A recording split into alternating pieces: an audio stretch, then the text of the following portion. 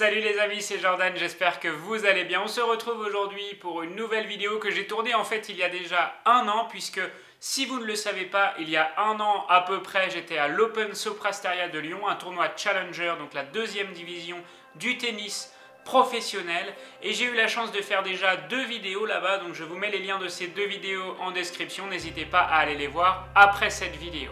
En fait, cette vidéo, c'est la rencontre avec Camille Pin, une ancienne joueuse professionnelle de tennis qui était membre du top 100 et qui est aujourd'hui devenue speaker. Donc je lui ai posé quelques questions sur sa reconversion et sur comment elle a géré la fin de sa carrière professionnelle.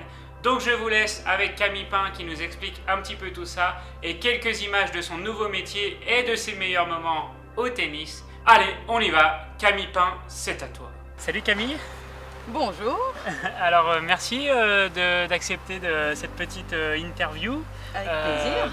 Alors du coup, est-ce que tu peux te présenter pour les gens qui regardent la vidéo? Bien sûr, alors je suis Camille Pin, j'ai 35 ans déjà, donc je suis une ancienne joueuse professionnelle, j'ai joué pendant 12 ans sur le circuit pro, j'ai été dans les 100 pendant à peu près 6 ans et puis mon meilleur classement j'ai été 60e mondial. D'accord. Et j'ai arrêté ma carrière en 2010, donc c'est il y a 7 ans, alors, ça me paraît loin et en même temps j'ai fait plein de choses depuis, mais voilà, une grosse période sur le terrain.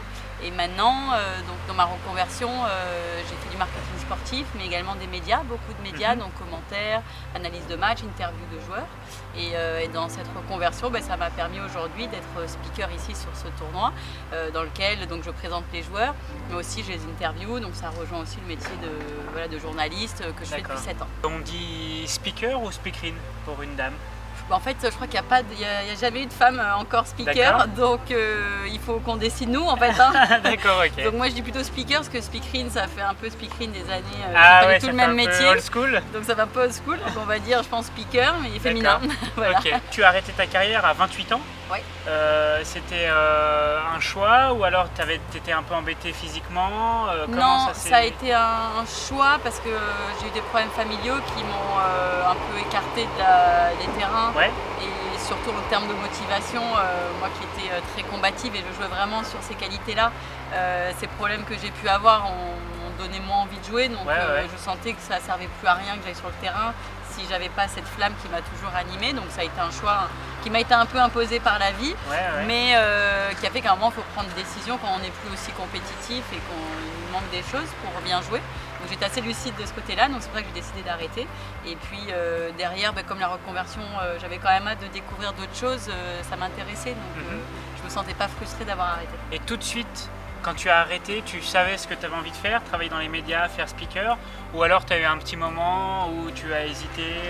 Non, alors je savais déjà que les médias me plaisaient beaucoup parce que dans le métier de joueur, après quasiment chaque match sur les gros tournois, on est obligé de faire des conférences de presse, on est obligé de parler avec des médias, de faire des télés, des interviews, donc on sent tout de suite si on aime ça ou pas. Moi j'ai toujours bien aimé, je me suis dit je pense que les médias ça va bien me plaire, je me sentais faite pour ça, mais j'ai quand même fait un master en marketing du sport parce que je voulais quand même travailler dans les événements, donc j'avais quand même l'idée événementielle et médias.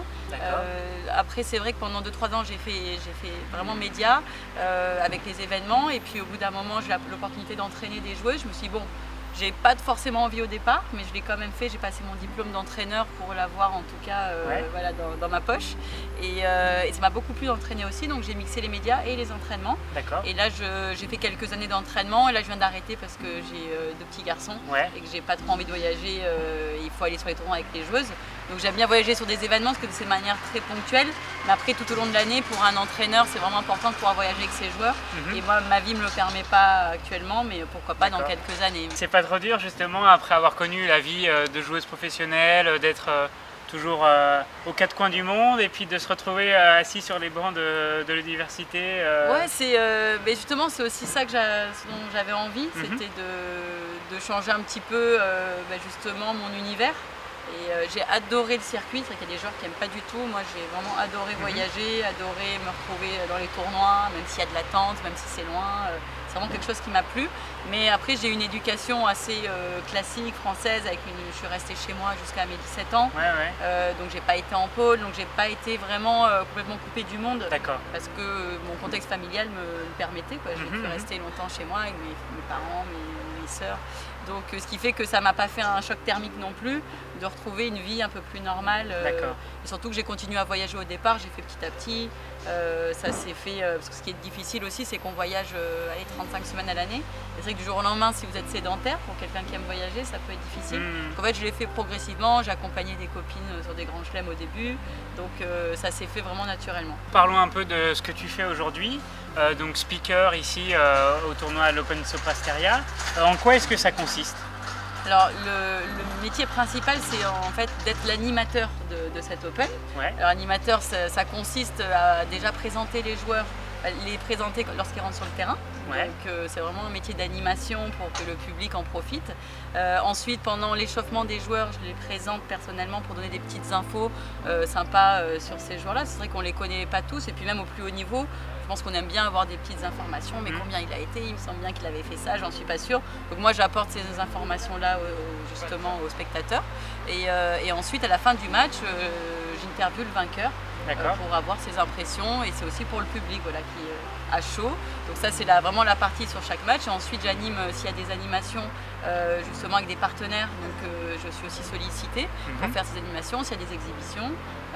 Et à la fin j'anime toutes les remises des prix avec les officiels, les partenaires. Donc c'est vrai que c'est un système que moi je connaissais en tant que joueuse, donc là je le vis à l'envers. Mais c'est vrai que le fait d'avoir joué m'aide beaucoup parce que je connais tous les protocoles que j'ai pu vivre moi quand j'ai été actrice d'une remise des prix. Donc il y a un vrai lien entre le journalisme, le fait d'avoir joué. C'est pour ça que c'est un métier que je peux faire aujourd'hui sans avoir fait de formation particulière. Est-ce que tu as des joueurs ou des joueuses qui sont déjà venus te voir pour dire quelque chose de spécial pendant la présentation, ou alors c'est toi qui vas à la pêche aux informations pour les présenter? Non, en général c'est moi qui vais à la pêche aux informations. Après c'est vrai que j'en connais pas mal, et de temps en temps je me permets, avec ceux que je connais bien, je me permets des petites fantaisies, notamment la première fois où j'ai fait au tournoi de Nice, c'est la TP 250, et Simon, qui est un ami avec moi, avec qui j'ai joué en double mixte, avec qui je connais très bien, et je savais qu'il adorait les chocs à pic, et à la fin de la présentation j'ai fait, et en plus il adore les chocs à pic, donc il était mort de rire, et donc en fonction du joueur je peux me permettre quelques petites allusions sympathiques, et tant que ça reste d'un domaine correct, c'est-à-dire que je ne vais pas aller dans leur vie privée de manière, ça c'est vraiment ma règle d'or, même si je les connais bien, je reste professionnelle dans ce que je peux dire, mais parfois j'aime bien mettre une petite touche un peu rigolote. Petite dernière question, c'est quoi la journée type d'un speaker ou d'une speaker du coup sur un tournoi comme celui-ci? Alors déjà, la première chose à faire, c'est d'avoir la programmation la veille au soir. Donc je vais chez le juge arbitre, je prends la programmation du lendemain. Lorsque je me lève, et en fonction du début de la première partie, en fait je prépare des fiches sur les joueurs qui vont être sur le court central, parce que je fais que des présentations sur le court central, parce qu'il y a la sono à cet endroit-là, c'est pas qu'on ne veut pas faire sur les autres. Et là en fait, donc sur internet, je cherche sur le site de la TP, sur Wikipédia, des informations sur le joueur qui est programmé sur le terrain, première rotation, les deux joueurs, et puis jusqu'à la fin de la journée. Donc je prépare cela en amont justement de la première rencontre. Ensuite, quand 10 minutes avant la première rencontre, je vais pas loin du terrain vérifier si toute la partie sono marche bien. Et ensuite, j'accueille les joueurs sur le terrain, comme on dit tout à l'heure. Ensuite, je les présente avec les fiches que j'ai faites en amont. Puis derrière, donc rebelote pour la partie d'après, jusqu'à la fin de la journée. Voilà. J'ai cru voir cette semaine, moi qui étais là 3-4 jours, les journées sont quand même bien longues en tant que speaker. C'est vrai, c'est bien long parce qu'en fait il y a au moins 4 ou 5 matchs par jour sur le central du lundi jusqu'au samedi, parce que même hier il y a eu finalement beaucoup de matchs, il y a eu une exhibition. C'est vrai que quand il y a moins de matchs, on rajoute toujours des petites fantaisies avec des exhibitions, des animations. Et à chaque fois, c'est du travail en plus de préparation, mais là, je sais que ça fait partie du jeu, et donc il n'y a que le jour de la finale où il y a un match et puis une remise des trophées, et puis c'est vrai qu'il y a toujours une petite nostalgie à la fin d'un tournoi.